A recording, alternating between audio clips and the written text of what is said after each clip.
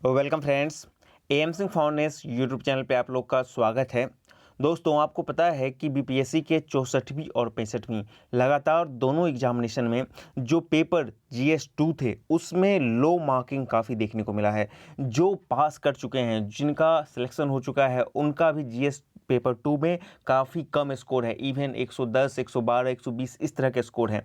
ये जो पैटर्न शुरुआत हुआ था 64वीं से, 64वीं में पहले जीएस पेपर 2 में मार्किंग कम हुए थे, फिर 65वीं में तो और बुरा स्थिति रहा था। तो आज आप लोगों के सामने हम एक पेपर जीएस पेपर 2 जो आरटीआई कॉपी मंगाया गया है उसको देखने वाले हैं और एनालिसिस करने वाले हैं कि आखिर जीएस पेपर 2 का मार्किंग स्कीम है क्या, जिसके कारण लो मार्किंग हो रहा है, और जिस स्टूडेंट का है उसका क्या खासियत है जिसको आपको अपनाना चाहिए था, इसकी क्या कमियां हैं उसको आपको नहीं करना है, और क्या इम्प्रोवाइजेशन हो सकता है जिसका ओवरऑल आपको बेनिफिट आगामी एग्जामिनेशन जो कि आपको 67वीं है उसमें होगा। तो आइए इसको हम लोग देखेंगे। चैनल पे नए होंगे तो चैनल को सब्सक्राइब करेंगे, वीडियो पसंद आएगा तो उसको लाइक शेयर भी जरूर करेंगे। सबसे पहले देख लीजिए, ये आपको जो पेपर है ये कब का है, तो 14/7/2019 को ये हुआ था, 64वीं बीपीएससी का है और ये जीएस 2 है। ठीक है, अब इसके मार्क्स को पहले एक बार देख लेते हैं। ओवरऑल मार्क्स जो दिया गया है पेपर 1 पे, मतलब जो फ्रंट पेज पे दिया गया है वो इसको देख लेते हैं। तो टोटल मार्क इसका 138 है। आपको लगता होगा कि ये कम मार्क है, तो नहीं। जीएस पेपर 2 में जिस तरह से स्कोरिंग हुआ है, जिस तरह से लो स्कोरिंग हुआ है, उसके अकॉर्डिंग देखा जाए तो 138 एक अच्छा स्कोर है। जी हाँ, इनफैक्ट इसमें भी जो 64वीं में भी जिनका सिलेक्शन हो चुका है उनको इससे कम नंबर मैंने देखे हैं, कई छात्रों के देखे हैं। और 65वीं की तो बात ही छोड़ दीजिए, वहाँ तो 110, 124, 120, 125, तो 138 is a good mark in comparison to जो इसका पैटर्न है। ठीक है, अब इसके मार्किंग स्कीम को देख लीजिए। तो आपको देख लीजिए 17, 18, 17, 17, 17, 16, 18, 18, यानी कि 3 क्वेश्चंस में इनको, आपको पता है कि जीएस पेपर 2 में आपको टोटल 8 क्वेश्चंस के आंसर देने होते हैं, तो 3 क्वेश्चंस में इनको 18, 18, 18 मार्क्स मिले हैं। और मज़ेदार बात देखिए, जो अंतिम का 2 क्वेश्चंस होता है जो कि 36 नंबर के होते हैं, उसमें भी इनको 18, 18 मार्क मिले हैं। बाकी में इनको 3 में 17, 17 मिले हैं और एक में इनको 16 मिले हैं। लोअर जो मार्क है इनका वो 16 है। खैर, कह सकते हैं कि कुल मिला के जो पैटर्न है उसके अकॉर्डिंग ये ठीक ठाक मार्क्स कहा जा सकता है। आइए अब देखते हैं कि इनके कॉपी में क्या क्या कमियां हैं, क्या क्या अच्छाइयां हैं, और क्या क्या ओवरऑल आपको जो है प्रिकॉशन अपनाना है आगे के एग्जामिनेशन में यदि आपको मौका मिलता है। तो सबसे पहले इन्होंने खंड 1 से शुरुआत किया है। ठीक है, और इनका जो क्वेश्चन था वो क्वेश्चन नंबर 2 था, और क्वेश्चन वो था कि आपको जो राजपाल की स्थिति क्या है, मात्र कठपुतली मात्रा, जो पिछले बार आपको पता है कि उस क्वेश्चन पे काफ़ी विवाद हुआ था। उस समय तत्कालीन जो अध्यक्ष थे बीपीएससी के, अमरेंद्र कुमार सिंह, उनको तत्कालीन जो बिहार के राज्यपाल थे उन्होंने तलब किया था और उन्होंने माफ़ी भी मांगा था, और उन्होंने कहा था कि नहीं, ये जो कठपुतली शब्द है उसका काफ़ी प्रयोग जो हुआ था वो काफ़ी ही निंदनीय है, और हम जो क्वेश्चन सेटर हैं उनको दोबारा से क्वेश्चन सेट करने के लिए नहीं देंगे। तो बहुत सारा कन्फ्यूजन ये भी क्रिएट हो गया था कि क्या ये राज्यपाल वाले क्वेश्चंस को एलिमिनेट कर दिया गया है, तो नहीं, ऐसी बात नहीं है। राज्यपाल वाले क्वेश्चंस को जिन्होंने भी लिखा था उनको मार्क मिला है, और यही देख लीजिए यहाँ पे इसका दूसरा क्वेश्चंस में ही देख लीजिए कितना मार्क्स है। यहाँ पे आप देखिए कि दूसरा क्वेश्चंस में ही आपको मिला है 17 मार्क्स मिला है, तो मार्क्स इसमें आपको ऑब्वियसली मिले हैं। तो राज्यपाल वाला क्वेश्चन यही था कि राज्यपाल के मतलब कि जो है संवैधानिक स्थिति की विवेचना करते हुए बतलाएं कि क्या वो कठपुतली मात्र है बिहार के संदर्भ में। तो इन्होंने क्या लिखा था, भारतीय संविधान के अनुच्छेद 153 के अनुसार प्रत्येक राज्य में एक राज्यपाल होगा जो केंद्र सरकार के अभिकर्ता के रूप में वहां कार्य करेगा, मतलब राज्य में कार्य करेगा, तथा वह जो है उक्त राज्य का संवैधानिक प्रधान व्यक्ति होगा। तो इन्होंने जो एक हेडिंग है या यूँ बोल सकते हैं कि जो भूमिका है उन्होंने अच्छी से लिखा है। अब दूसरे पैराग्राफ में इन्होंने इसी संवैधानिक युक्ति के आलोक में प्रत्येक राज्य में एक राज्यपाल की नियुक्ति की जाती है। राज्यपाल की नियुक्ति केंद्रीय मंत्रिमंडल के अनुशंसा पर राष्ट्रपति द्वारा किया जाता है। राज्यपाल के कार्य एवं शक्ति, अब इन्होंने कार्य एवं शक्ति के बारे में विस्तार से बताना शुरू किया है। राज्यपाल के पास प्रशासनिक, विधायी कार्यपालिका, कुछ मामलों में अपराध तथा समाज को सजा को न्यून करने की शक्ति प्राप्त तथा स्वविवेक की शक्ति प्राप्त होती है। राज्यपाल राज्य का प्रशासनिक प्रधान होता है। इसके कार्यों को आसान बनाते हुए मंत्री परिषद होता है जिसके प्रधान मुख्यमंत्री होते हैं। इसके कार्यों को बिंदुवार निम्न रूप से देखते हैं। तो इन्होंने पैराग्राफ और फिर यहाँ पे इन्होंने पॉइंट वाइज का किया है। तो राज्य लोक सेवा आयोग के सदस्यों की नियुक्ति, राज्य मतलब कि स्तर के विश्वविद्यालयों के प्रतिकुलपति की नियुक्ति, विधानसभा का सत्र बुलाना एवं सत्रावसान, मतलब इन्होंने जो कार्य है उसको अपना डिटेल से पॉइंट वाइज वहाँ पर इन्होंने किया है। फिर राज्यपाल की भूमिका का निरीक्षण, ठीक है, क्वेश्चन जितना पूछा गया था उसके अकॉर्डिंग ये बढ़ रहे थे, ठीक है। अब इन्होंने उनके भूमिका को निरीक्षण किया है। यूँ तो राज्यपाल किसी भी राज्य में एक संवैधानिक प्रमुख की तरह होते हैं, जिसका मुख्य कार्य मंत्रिपरिषद की सलाह पर कार्य करना होता है, उनको सहयोग करना है, परंतु राज्यपाल के पास स्वविवेक की शक्ति तथा अन्य संवैधानिक शक्तियाँ उक्त कथन के भ्रम को तोड़ती है, ठीक है। अब कई बार ऐसा देखा जाता है कि राज्यपाल केंद्र सरकार के अभिकर्ता के रूप में कार्य न करके केंद्र के सत्तारूढ़ पार्टी के अभिकर्ता के रूप में कार्य करते हैं। वर्तमान समय में गोवा, उस समय गोवा कर्नाटक राज्य में, कर्नाटक में उलटफेर हुआ था, में यही स्थिति देखने को मिलती है। इन्होंने करंट के साथ जुड़ा भी है, तो यहाँ पे उन्होंने अच्छा काम किया है। बिहार की बात करें तो ऐसा दौर भी आया, खासकर केंद्र एवं राज्य में अलग अलग मतलब कि पार्टी की सरकार रहने की स्थिति में केंद्र एवं राज्य में राज्यपाल की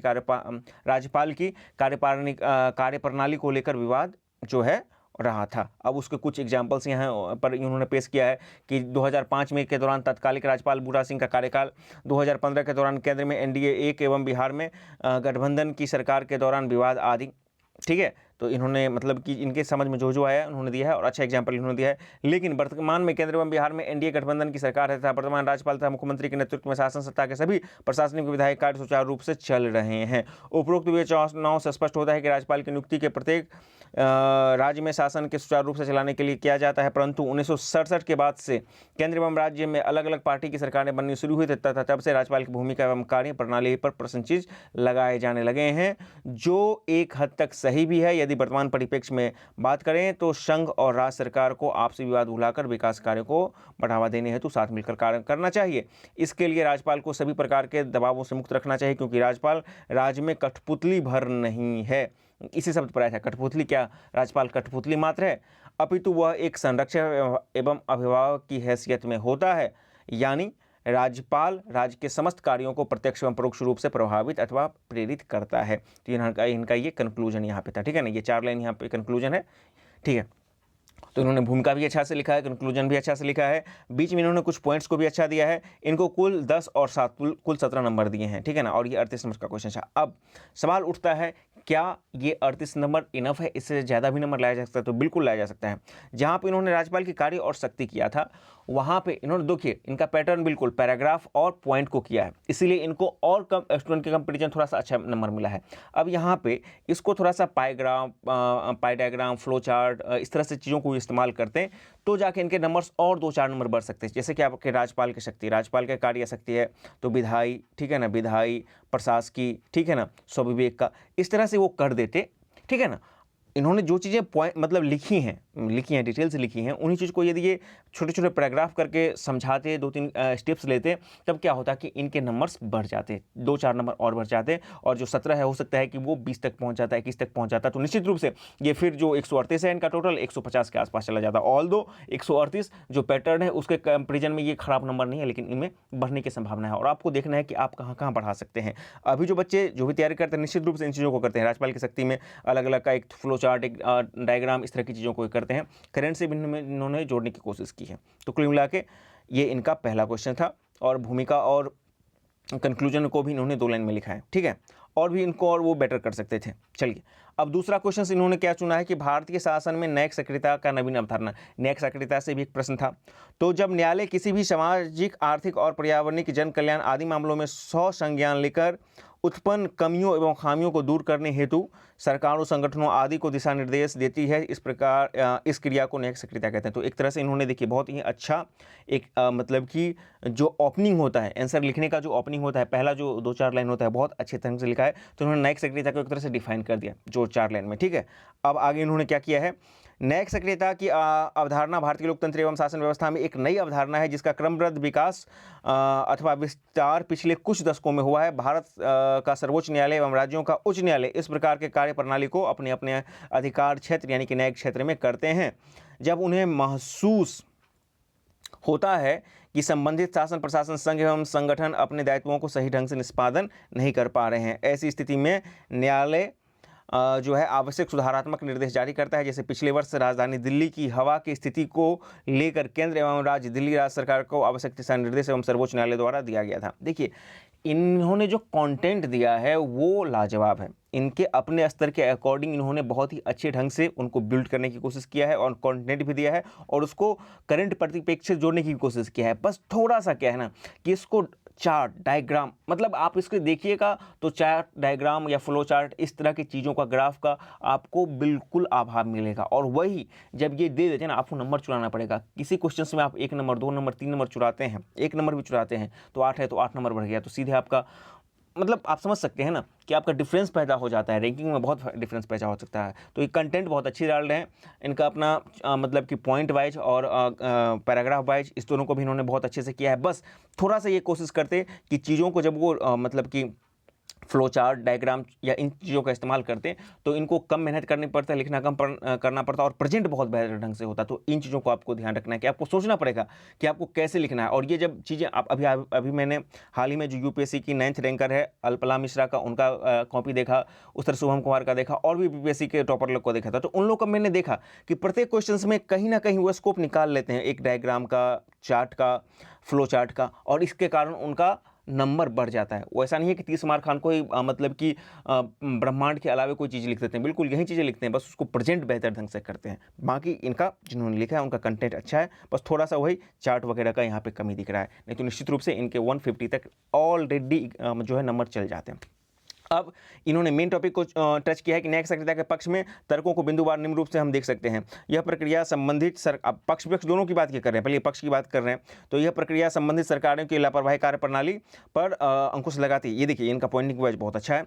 इससे जन कल्याण के कार्यों एवं योजनाओं में पारदर्शिता और निष्पक्षता आती है। यह प्रक्रिया न्यायपालिका के संवैधानिक संरक्षण की भूमिका के अनुरूप है। संवैधानिक संरक्षण की देखिए पॉइंट इन्होंने बहुत अच्छा दिया है। बिहार के मुजफ्फरपुर बालिका गृह कांड के दौरान सर्वोच्च न्यायालय की सक्रियता सराहनीय थी। ऐसी कई उदाहरण और भी है। देखिए करंट से इन्होंने जोड़ा है, मतलब यही मैं बात बोल रहा हूं, इन्होंने कंटेंट को बिल्कुल जोड़ा है, मतलब जो आंसर बिल्डिंग किया है वो भी बहुत अच्छा से किया है। बस थोड़ा सा कमी इनके मतलब आंसर में वही है आपको कि मतलब कि चार्ट, फ्लो चार्ट, डायग्राम, इन चीज़ों का अभाव है। बस यही थोड़ी सी कमी आपको देखने को मिलती है। और भी देखेंगे कि क्या कमियां हैं। पहले तो ये कमी आपको दिखा दिया जो मैंने आपको पॉइंट आउट कर दिया, और आपको ध्यान में रखना है। इस कारण आपराधिक प्रवृत्ति, भ्रष्टाचार आदि को सरकार एवं शासन से गठजोड़ पर अंकुश लगता है, न्यायिक सक्रियता इत्यादि। अब देखिए विपक्ष में तर्क इन्होंने दिया है और फिर पॉइंट वाइज भी किया है। यह केंद्र एवं राज्य सरकारों को कार्य क्षेत्र में न्यायपालिका के हस्तक्षेप की तरह है। चूंकि इस प्रकार की प्रक्रिया कहीं भी संविधान में लिखित प्रावधान नहीं है, अतः यह लोकतांत्रिक प्रक्रिया और लोकतांत्रिक प्रक्रिया है। न्यायिक सक्रियता कहीं ना कहीं शासन के कार्यकलाप के अवरुद्ध करता है, शासन को कार्यकलाप के अवरुद्ध करता है। अतः उपयुक्त तमाम पक्षों एवं तर्कों के अध्ययन से स्पष्ट होता है कि न्यायिक सक्रियता भारतीय शासन पद्धति की नई जो है उभरती हुई प्रवृत्ति है। इसमें प्रमुख न्यायालयों की सक्रियता बढ़ी है। इस घटना का उद्भव इसलिए हुआ है क्योंकि सरकारें लापरवाह, भ्रष्ट एवं नाकाम होने लगती है। न्यायिक सक्रियता के कारण कई मुद्दों, मसलों पर देश को एक नया मार्गदर्शन मिलता है। यानी न्यायिक सक्रियता एक अच्छी पहल है, परंतु न्यायालय को एक हद तक अथवा सीमा तक ही विधायी एवं प्रशासनिक कार्यों में हस्तक्षेप करना चाहिए ताकि संवैधानिक ढांचा ना चरमराए। देखिए बहुत अच्छा है। और यहाँ पे आप देख सकते हैं इनको 18 नंबर मिला है, तो जहाँ पहले 17 था इनको 18 नंबर मिला है, थोड़ा सा इंप्रूव हुआ है यहाँ पे। तो वही बात है, थोड़ा सा ये दिखला देते तो इनको शायद 20-21 तक भी जा सकता था। तो अच्छा है। अब हम लोग देखते हैं, और आप लोग बिल्कुल पॉइंट वाइज का जरूर इस्तेमाल कीजिएगा। पैराग्राफ पॉइंट वाइज का बिल्कुल, पैराग्राफ में बिल्कुल मत जाइएगा। आप ऐसा नहीं है कि पैराग्राफ लिख देंगे, पहले ऐसे ही कर दीजिए, पैराग्राफ नहीं, पैराग्राफ पॉइंटिंग, इन दोनों का जो बहुत अच्छे से इस्तेमाल किया है इन्होंने। कंटेंट भी करंट के साथ रिलेवेंट को जोड़ा है थोड़ा सा, और जो फैक्चुअल डाटा, हाँ, और मैं एक और पहला तो आपको बता दिया कि जो फ्लो चार्ट, डायग्राम, इन चीज़ों का अभाव है इनके आंसर्स में। लेकिन दूसरा एक और आंसर्स की जो मैं अभी तक 3 आंसर को देखने के बाद पता चला, 2 आंसर को देखने के बाद, कि कुछ फैक्ट्स जैसे किसी संस्थान के, किसी इंस्टीट्यूट के वो फैक्ट्स हैं, उसको यदि ये डाल देते तो मतलब कि डाटा को डाल देते, डाटा का अभाव दिख रहा है, ठीक है ना, तो डाटा को भी ये डाल देते तो निश्चित रूप से वो 22 तक भी जा सकता था प्रत्येक क्वेश्चन का इनका आंसर, ठीक है। तो ये सब चीज़ें हैं यहाँ पे। चलते हैं अगले प्रश्न पर। बहु राजनीतिक दल जो व्यवस्था थी उस पर यहाँ पे फिर प्रश्न है कि बहुत अधिक राजनीतिक दल भारतीय राजनीति के लिए अभिशाप, इस पर था। तो भारत जो है एक लोकतांत्रिक देश है, यहाँ के संविधान द्वारा बहु शासन प्रणाली व्यवस्था को अपनाया गया है। इस कारण यहाँ किसी को भी तय मानक के अनुरूप दल बनाकर चुनाव में भाग लेने का अधिकार है। भारतीय राजनीति के पिछले 7 दशक के इतिहास को देखें तो इसके गुण दोष कुछ निम्न प्रकार से दिखते हैं। पहले है आज़ादी की शुरुआती के बाद से एक से अधिक दशकों पूरे देश भर में एक ही पार्टी की सरकार रही थी। फिर वो लिखे हैं कि 1967 के बाद जो है जनता पार्टी की सरकार बनी। 1989 ईस्वी के बाद राज्यों में विभिन्न राजनीतिक दल का उभार हुआ। क्षेत्रीय दलों की बात कर रहे हैं। यही वो दौर था जब राष्ट्रीय स्तर के राजनीतिक दल कुछ प्रदेशों एवं क्षेत्रों में अपना कार्य वर्चस्व खो चुकी थी। इस कारण से कई क्षेत्रीय एवं राजनीतिक दलों का उभार हुआ था। इसके बाद प्रत्येक राजनीतिक दल अपने पार्टी के हित एवं वोट बैंक को राजनीति करने लगे, ठीक है ना। ये बहुराजनीतिक दल की बात कर रहे हैं, तो धीरे धीरे ये अपना पॉइंट वाइज लिख रहे हैं, ठीक है। इस कारण राष्ट्रीय हित मुद्दे प्रभावित होने लगे। यहाँ पर भी देखिए, चुनाव अधिक जटिल एवं खर्चीला होता गया। पार्टियों के नैतिक स्तर का ह्रास हुआ, जिससे भारतीय लोकतंत्र के स्वच्छ छवि का धक्का लगा। बिहार में भी कई राजनीतिक पार्टी का प्रादुर्भाव हुआ। इससे बिंदुवार निम्न रूप में समझते हैं। 1990 के दशक में बिहार में भी कई क्षेत्रीय दल का उभार हुआ था। समता पार्टी, राजद, जदयू, लोजपा। पार्टी का नाम निश्चित रूप से आप लिख सकते हैं, ठीक है ना। और इन्होंने लिखा है, अत्यधिक पार्टी होने के कारण राज्य कई बार त्रिशंकु विधानसभा चुनाव हुआ। वर्ष 2005 का प्रमुख है। इन्होंने लिखा है, आपको पता होगा किस तरह का उस समय दोबारा राष्ट्रपति चुनाव हो गया था। मत विभाजन से अस्थायी सरकार न बन पा सकी और जो है निजी स्वार्थ टकराने से गठबंधन की सरकार भी नहीं बन सकी, ठीक है ना। इस कारण समय, पैसा, शक्ति का ह्रास हुआ। अत्यधिक पार्टी होने की वजह से बिहार कई विकासात्मक मुद्दों से भटकता जाता रहा। अतः उपरोक्त तथ्यों का स्पष्ट होता है कि अत्यधिक राजनीतिक पार्टी का गठन संवैधानिक एवं लोकतांत्रिक दृष्टि से भले ही जायज हो, परंतु विकास एवं स्थायित्व की दृष्टि से प्रतिकूल है। संविधान के तो इसका है जायज, संविधान और जायज है, ठीक है ना। लोकतंत्र के लिए भी अत्यधिक पार्टी का होना आवश्यक है, लेकिन उन्होंने एक बैलेंस कहा है कि ठीक है वो जायज है, लेकिन अत्यधिक पार्टी अपने अपने हितों के, अपने अपने स्वार्थों की रक्षा के लिए देश हित के मुद्दों को भी मतलब कि अपने पार्टी हित से के आगे उसको बौना कर देते हैं। इसलिए विकासात्मक कार्यों के लिए ये प्रतिकूल पड़ता है। तो लिखा है, कमजोर एवं गठबंधन सरकारें बनता है, भ्रष्टाचार सांप्रदायिक मामला बनता है। इस तरह से इन्होंने लिखा है और इनको यहाँ पे 17 नंबर मिला है। तो यहाँ पर भी थोड़ा सा फैक्चुअल डाटा को इनको इंक्लूड करना था। तो इस तरह के डाटा आपको कहाँ से मिलेंगे? यदि आप लगातार पेपर पढ़ते हैं या इस तरह की चीज़ों को गौर करते रहते हैं, कुछ डाटों को अपने पास कलेक्ट करते हैं, क्योंकि आपके आंसर को इम्प्रोवाइज आप ही कर सकते हैं, कोई कोचिंग इंस्टीट्यूट नहीं कर सकता है, आप खुद करते हैं। वो सिर्फ आपको रास्ता बताते हैं, आपको ऐसे चलना है, ठीक है ना। और आप जो आंसर राइटिंग का प्रैक्टिस करते हैं, वहाँ से आपको ये उभर के आएगा। आपको तत्क्षण प्रॉम्प्ट लिखना होगा, कुछ नए क्वेश्चंस को बनाने होंगे, ठीक है ना, उसका आंसर आपको ड्राफ्ट करना होगा। तो ये था, इस तरह से अब खंड 2 की शुरुआत हो चुकी है। यहाँ पे देख सकते हैं कि भारत में खाद्य सुरक्षा की आवश्यकता, ठीक है ना, खाद्य सुरक्षा पर प्रश्न था। तो वर्ष भर प्रत्येक व्यक्ति को जीवन यापन हेतु आवश्यक खाद्य सामग्री की उपलब्धता ही खाद्य सुरक्षा कहलाता है। खाद्य सुरक्षा हेतु कुछ आवश्यक शर्तें, तो यहाँ पर भी इन्होंने अच्छा से लिखा है। एक चीज़ और देखिए, ध्यान दीजिए कि मान लीजिए कि IFO मतलब कि इंटरनेशनल फूड की जो संस्थाएं हैं, उनका यदि कोई एक स्टेटमेंट है या वर्ल्ड बैंक का कोई स्टेटमेंट है, यदि आप उसको भी इंक्लूड करके उससे भी आप मतलब जो है इंट्रो की शुरुआत कर सकते हैं, ठीक है ना। खाद्य सुरक्षा पर आप वो दीजिए और यहाँ पर लिख दीजिए कि मतलब कि कोटेड लें, तो उस तरह का भी काफ़ी इंप्रेशन बनता है, तो उससे भी आपको 1-2 नंबर बढ़ जाता है। इस तरह से आपको नंबर चुराना है। हालांकि इन्होंने भी अपने स्तर से अच्छा लिखा है, ठीक है। अब देखिए, खाद्य सुरक्षा की कुछ आवश्यक शर्तें हैं। वर्ष भर के लिए प्रत्येक व्यक्ति हेतु न्यूनतम आवश्यक खाद्य सामग्री का होना, उसके पोषण स्तर तथा स्वास्थ्य हेतु के दृष्टिकोण से उचित खाद्य सामग्री का उपलब्धता होना, और प्रत्येक व्यक्ति के पास न्यूनतम क्रय शक्ति का होना, ताकि वह उपरोक्त दोनों आयामों के अनुरूप खाद्य सामग्री क्रय कर सकते हो। तो इन्होंने एक अच्छा लिखा है। अब देखिए, खाद्य सुरक्षा का भारतीय दृष्टिकोण से आलोचनात्मक परीक्षण। अब यहाँ पे देखिए, इन्होंने मुख्य बिंदुओं को अंडरलाइन भी किया है, ठीक है ना। आपका जो हेडिंग है उसको भी अंडरलाइन किया है, तो उसके लिए आपको कोई ज़्यादा यहाँ पे नंबर कटिंग वगैरह की बात नहीं है। बस यही है कि पेपर पर आपको एक्स्ट्रा कोई मार्क्स नहीं करना है। भारत जैसा विशाल देश जहां पूरे विश्व की जनसंख्या का लगभग 18% भाग निवास करता है, वहीं क्षेत्रफल का मात्र जो है 2.2 लगभग ही निवास करता है। अब चूंकि इनको एग्जैक्ट याद नहीं था, 2.2 इन्होंने दे दिया था, ठीक है ना। इसके अलावा भारत में प्राकृतिक, आर्थिक एवं सामाजिक संसाधनों का असमान वितरण है, यानी एक और तो करेला ऊपर से नीम चढ़ा, मतलब अत्यधिक जनसंख्या दबाव समूह जो है संसाधनों की अल्प उपलब्धता। तो इन्होंने मुहावरों का भी यहाँ पे ख्याल किया है। चलिए अब आगे देखते हैं। इस स्थिति के कारण भारत में बेरोजगारी जो है अत्यधिक लगभग 6% उच्चतम तथा गरीबी 21%। यहाँ पर उन्होंने कुछ डाटा डाला है। यह आंकड़ा विश्व में बहुत अधिक है। अब इसी को ये आंकड़ों को इसके प्रभाव और इसका मतलब कि इसके कारण खाद्य सुरक्षा का जरूरत और इसका प्रभाव, इसके कारण इसको थोड़ा सा डायनेमिक वे में ये लिखते, आंकड़ों को प्रेजेंट करके लिखते कहीं पर, तो और ये बेहतर उभर के आता। हालांकि यहाँ पर भी उन्होंने ठीक ही लिखा है, लेकिन आपको नंबर चुराने हैं तो ऑब्वियसली कुछ ना कुछ तो करना पड़ेगा।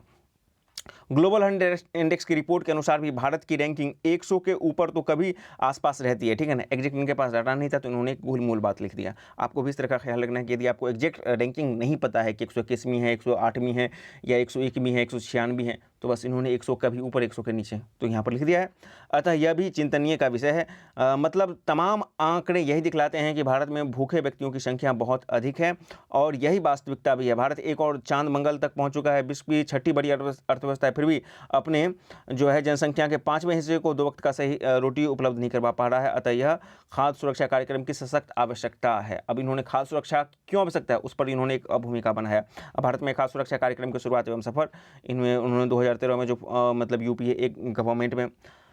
अच्छा, यहाँ पर देख लीजिए यूपीए। अब चूंकि ये देवनागरी में लिख रहे थे, इनको चाहिए था यूपीए इस तरह से लिखना, लेकिन इन्होंने जल्दबाजी में यूपीए मतलब कि रोमन में ही लिखा है। तो चल सकता है, ये चल सकता है इतना, ठीक है ना। और यही आपको फ़र्क पड़ता है आपको इंग्लिश वाले में और हिंदी वाले में। इंग्लिश वाले के साथ कोई दिक्कत नहीं है, जब जैसे WTO आगे मैं दिख लाऊंगा, WTO लिखना है तो WTO लिखकर आकर सीधे निकल जाएंगे। अब हिंदी वाले को WTO या विश्व खाद्य वर्ल्ड मतलब कि विश्व व्यापार संगठन इतना लिखना पड़ेगा, तो वो टाइम लेता है। जी हाँ, और सीधे अंग्रेजी बार WTO निकल जाएंगे। तो इन्होंने UPA 2 लिख दिया यहाँ पे, तो उन चीज़ों को थोड़ा ध्यान रखिएगा आप लोग। तो इन्होंने बताया है कि 2013-2014 में किस तरह से UPA 1-2 ने इसको लाया था, ठीक है ना, खाद्य सुरक्षा को लाया था, जिसमें कि इन्होंने लिखा है कि PDS विक्रेता द्वारा अति निम्न दाम पर अनाज, गेहूं, चावल आदि उपलब्ध करवाया जाता है। इस योजना को लागू होते गरीब एवं जरूरतमंदों की स्थिति सुधरी। अब उन्हें भोजन एवं सुरक्षा भोजन की सुरक्षा का अधिकार प्राप्त है। अभी भी यह इस योजना का लाभ शहरी एवं गरीब, खासकर जो है स्टेशनों आदि के भिखारी, रिक्शा चालक, बेगारी करने वाले आदि को नहीं मिल पा रहा है। उस समय इसका नहीं था, वहाँ पे इसका मुख्य रूप से प्रभाव आपको गांव में ही ज़्यादा मिलता है। दूसरी ओर इस योजना के नाम स्थानीय PDS विक्रेता, डीलर अत्याधिक अधिकारी द्वारा खूब लूट खसूट किया जाता है। उसमें जो भ्रष्टाचार वगैरह है उसकी भी यहाँ पे बात की जा रही है। अच्छा, एक यहाँ पे मुझे तुरंत याद आ गया, जो मैं डाटा की बार बार बात कर रहा हूँ। अब ये भारत का खाद्य सुरक्षा अधिनियम जो 2013 या 2014 है, जो संशोधन है, उसके बाद उसमें क्या है कि APL परिवार मतलब कि 3 रुपये किलो गेहूँ, मतलब कि मोटा अनाज 2 रुपये किलो, ये कुल 5 किलो, इसी तरह से BPL पर, इसी से अंत्योदय पर। तो ये एक जो इसे डाटा ये बना देते, तो निश्चित रूप से 3 नंबर इनको एग्जैक्टली बढ़ जाते, निश्चित रूप से बढ़ जाते। आप याद रखिएगा। तो इस तरह के डाटा को आपको हमेशा आंख कान नाक खोल के रखना पड़ेगा कि कहाँ पर क्या है और आप कैसे अपने मतलब कि क्वेश्चंस को इम्प्रूव कर सकते हैं। तो इन्होंने जो इनको था उन्होंने जल्दी जल्दी में लिखा और कुल मिला के इनको 17 नंबर मिले हैं, ठीक है ना। इन्होंने इनको शॉर्ट में ही निकाला है, 17 नंबर इनको मिल गए हैं। अगला क्वेश्चन है कि भारतीय अर्थव्यवस्था परिप्रेक्ष्य में WTO की भूमिका के बिंदुवार निम्न रूपों से समझते हैं। मतलब WTO की व्याख्या करना था और भारतीय अर्थव्यवस्था के परिप्रेक्ष्य में उसको बताना था। यही WTO की मैं बात कर रहा हूँ। अब WTO आप लिखिए तो या विश्व व्यापार संगठन लिखिए तो आपको टाइम लगेगा हिंदी में, ठीक है ना। तो इन्होंने WTO ही हर एक जगह लिखा है। WTO की स्थापना 1995 में हुई थी। इसके पहले इसे गेट के नाम से जाना जाता था। गेट जहां वस्तुओं को आयात निर्यात एवं विनिमय तक सीमित था, वहीं WTO वस्तु के साथ सेवा क्षेत्र को भी सम्मिलित किया है। WTO के वर्तमान में 197 सदस्य हैं। अब देखिए 197 सदस्य यूएनओ में थे, WTO में 164 सदस्य थे। तो इन्होंने गलती लिखा और इसको देखिए यहाँ पे घेरा गया, अंडरलाइन किया गया है। इससे एक बात स्पष्ट होता है कि आपको मुख्य बिंदुओं के साथ साथ line to line GS paper 2 को पिछले 2 बार से चेक किया जा रहा है। इसका एक भी रीजन ये भी है कि BPSC में जो भी टीचर्स होते हैं, क्वेश्चन चेक करने वाले, कॉपी चेक करने वाले हैं, लगभग 1-2 साल 3 साल 4 साल तक उन्हीं के पास जाता है।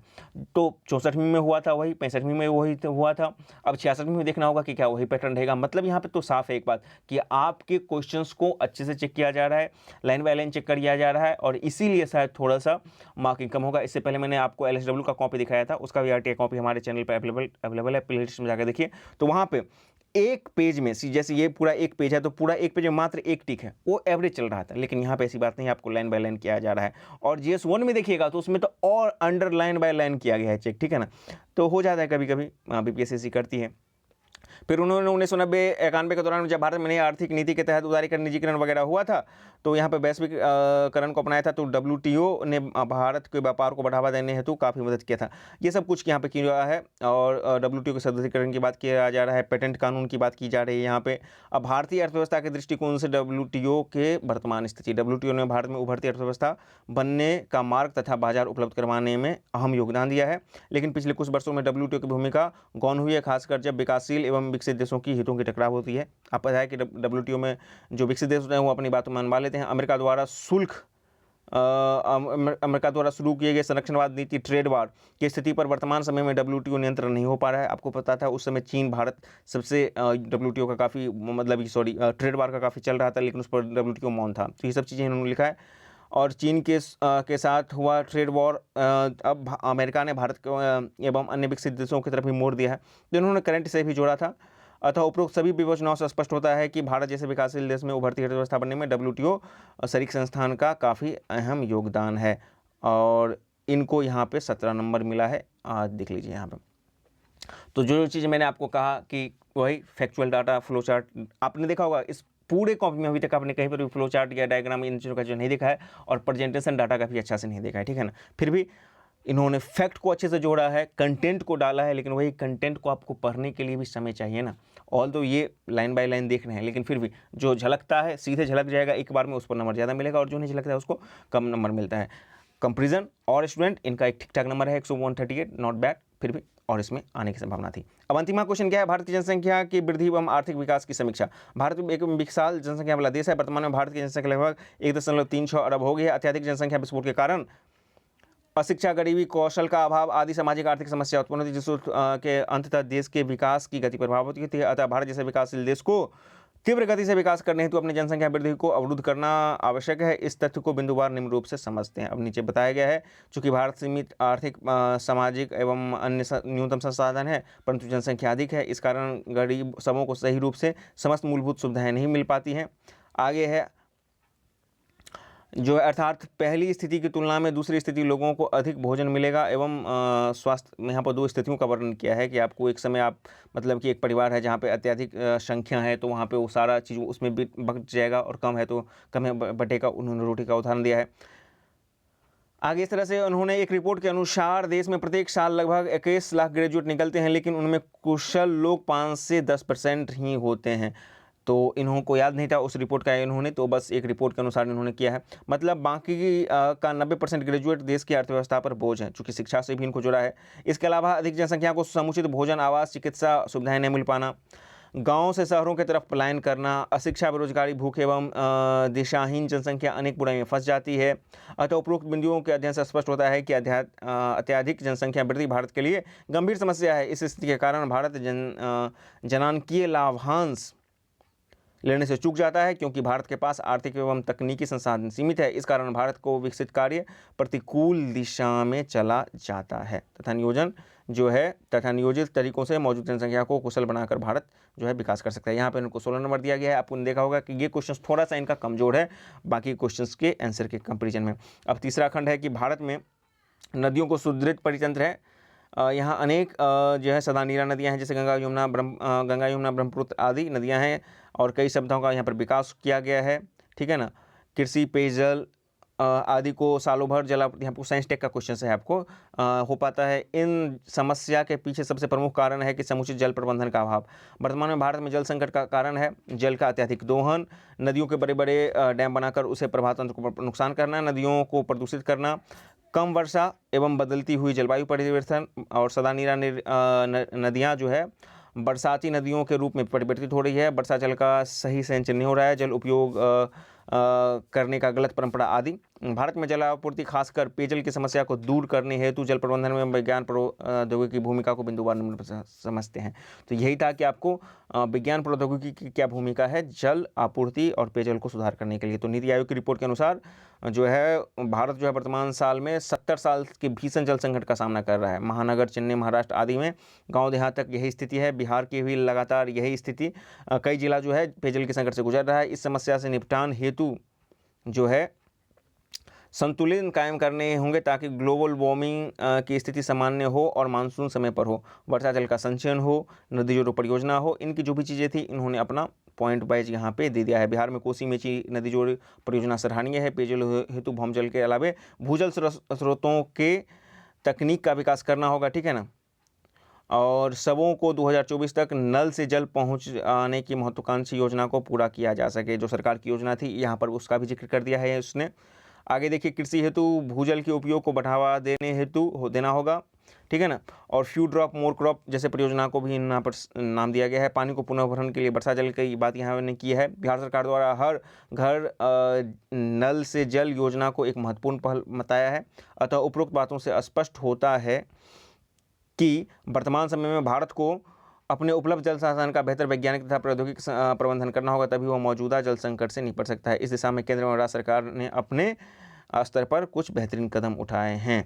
तो ये आपका यहाँ पे 18 नंबर है। अगला क्वेश्चन है ऊर्जा किसी विकसित ऊर्जा के संबंध में था। तो यहाँ पे ऊर्जा किसी भी विकसित हो रहे देश के लिए आवश्यक उपकरण है। भारत अभी विकास की पटरी पर सरपट रहा है। इसे भारत को अत्यधिक ऊर्जा खपत की आवश्यकता होती है। विद्युत ऊर्जा की खपत इस कड़ी में एक महत्वपूर्ण भाग है। विद्युत खपत की मांग में घटते पारंपरिक ऊर्जा स्रोत की भारत में स्थिति, ठीक है ना। तो यहाँ पे उन्होंने कुछ डाटा को ऐड किया है और पॉइंट वाइज यहाँ इन्होंने लिखा है। बिहार अब तक अगले लक्ष्य के तहत शहर से गाँव तक 24 घंटे बिजली आपूर्ति करने का सोच रहा है और यही केंद्र सरकार की भी सोच है, ठीक है ना। और देखिए, बिहार राष्ट्रीय लक्ष्य से पूर्व भी प्रदेश के प्रत्येक गाँव में प्रत्येक घर को बिजली कनेक्शन की सुविधा उपलब्ध करा चुका है। उस समय इन्होंने किया था। और भारत 2018 तक दिसंबर तक देशों में प्रत्येक गांव में बिजली कनेक्शन सुविधा पहुंचा चुका है। तो जो करंट डाटा है उसको भी यहाँ पे इन्होंने ऐड किया है, ठीक है। अब देख लीजिए, एक तो ताप विद्युत आधारित संयंत्रों हेतु कोयले की सीमित उपलब्धता, दूसरा उसका पर्यावरण पर प्रतिकूल प्रभाव पड़ रहा है। अब इस कारण से भारत सरकार ने विद्युत ऊर्जा को कमी को पूरा करने हेतु निम्न नवीकरणीय तथा टिकाऊ ऊर्जा स्रोतों का संवर्धन कर रही है, जिससे विज्ञान एवं प्रौद्योगिकी का भरपूर इस्तेमाल की संभावना यहाँ पे हो रही है। पहला था आपको जल संकट में विज्ञान प्रौद्योगिकी का उपयोग, और यहाँ पे है ऊर्जा, खासकर विद्युत में जल मतलब कि साइंस टेक्नोलॉजी का उपयोग। तो भारत 2022 तक 100 गीगावाट सौर क्षमता नवीकरणीय की बात कर रहा है। अंतर्राष्ट्रीय सौर ऊर्जा संघ की स्थापना, भूतापीय ऊर्जा को विकसित हेतु तकनीकी का विकास, भारत में आपात अपतटीय पवन ऊर्जा प्राप्त करने की असीमित क्षमता, इस दिशा में काम हो रहा है। नाभिकीय संततियों की स्थापना, इन्होंने जो साइंस टेक का इस्तेमाल करके लघु जल विद्युत परियोजना का बात यहाँ पे किया है। इसके अलावा कचरे के अपशिष्ट पदार्थों से बिजली उत्पादन दिल्ली एवं प्रथम संयंत्र स्थापित भी हो चुका है। इत्यादि माध्यम से भारत सरकार ऊर्जा जरूरतों को से निपटने का प्रयास कर रहा है साइंस टेक्नोलॉजी की मदद से। और यहाँ पर भी देख लीजिए इनको कितना नंबर मिला है। तो यहाँ पर भी इनको 18 नंबर मिला है, यहाँ पे कट गया है, यहाँ पर भी इनको 18 नंबर मिला है। तो कुल इस प्रकार इसने देखा कि आपने कि इन्होंने अपने नॉलेज के अनुरूप एक मोटा मोटी, जहाँ पर ये लग रहा था कि इनको एग्जैक्ट डाटा नहीं पता है, तो उन्होंने कोशिश की कि इस तरह से आंसर लिखें कि बच जाएं, और बच के निकले भी हैं। इसलिए इनको एक not very bad, not very good, but more than average इनको नंबर मिला है, जिस तरह से का पैटर्न था 138, ठीक है ना। बाकी इनके क्वेश्चंस में क्या अभाव थे आंसर राइटिंग में कि आप इन्हीं चीज़ों को, जैसे इन्होंने लिखा है, तो उनको ये फ्लो चार्ट, डायग्राम, इन चीज़ों का मतलब कि नहीं प्रयोग किया है कहीं भी। पूरे आंसर कॉपी में देखा कहीं पर इस्तेमाल नहीं था। तो आपको करना है कि डायग्राम, फ्लो चार्ट, इन चीज़ों का आप कैसे से बेहतर कर सकते हैं प्रत्येक क्वेश्चंस में यदि आप डाल सकते हैं तो और आपके लिए उत्तम बात है, ठीक है ना। इसके अलावा जो फैक्चुअल डाटा हैं, जो फैक्चुअल डाटा उससे संबंधित है, उसको फैक्ट वाइज और उस इंस्टीट्यूट या संस्थान के नाम, स्रोत के साथ यदि आप लिखेंगे तो और भी आपके नंबर बढ़ेंगे। बाकी आप जो दो चीज़ इसका फॉलो कर सकते हैं इस पूरे आंसर में कि इन्होंने करंट के साथ जोड़ने के जहाँ जहाँ जरूरत लगा, जैसे कि नए सक्रियता में उन्होंने बिहार वाला मुजफ्फरपुर कांड का जोड़ा, और भी चीज़ें हैं। तो आप करंट के साथ जोड़ते वो तो करना ही है। साथ ही साथ इनका आप दो चीज़ जरूर फॉलो कर सकते हैं, जो ये पैराग्राफ के साथ साथ जो पॉइंट वाइज इस्तेमाल किए हैं, खासकर पॉइंट वाइज जो इस्तेमाल किए हैं, इसीलिए इनको औरों की अपेक्षा थोड़ा बेहतर नंबर मिला है। तो ये कुछ चीज़ें थी जो आपको भी ख्याल रखनी है अपने आंसर राइटिंग के दौरान, यदि आपको मौका मिलता है 67वीं BPSC में मेंस एग्जामिनेशन लिखने के लिए, क्योंकि 64वीं और 65वीं में GS2 ने बहुतों को डुबा दिया है। खासकर 65वीं में तो 166, 67, 68, इससे ज़्यादा तो मतलब कि बहुत rare of the rarest case में किसी को मिला है GS2 में नंबर, ठीक है। टॉपर को भी आप लोग देख लीजिएगा तो 166 या 170 के आसपास ही मैक्सिमम होगा, उससे ज़्यादा नहीं होगा। बाकी तो 110, 105, 120, 124, 128 इस तरह से है। तो ये आपका पूरा का पूरा पैटर्न है। उम्मीद है ये वीडियो आपको पसंद आया होगा।